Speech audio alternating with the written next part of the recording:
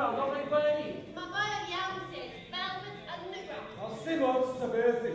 My Lou read and wait at John Gale. I said, hey, babe, take a look at the last. Wel, dyma ni'n nghanol diwedd y cyfnod ymarfer ar fi'n agor Gwlad y Dewig i'r Steddfod wythnos nesaf.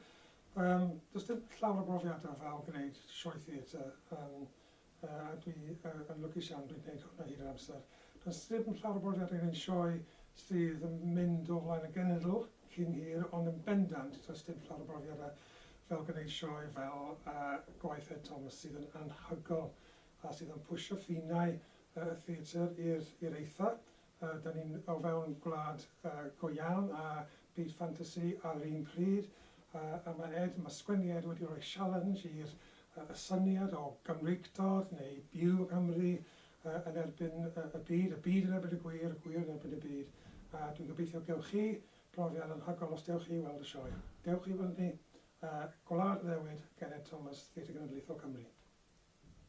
Gallu bod yn boxer, yn ffarmwr, yn goli ni ddim yn gwybod rhywbeth real, rhywbeth werth i gael. Ac y celwdd, actorion, ffilm. Fucking gachu.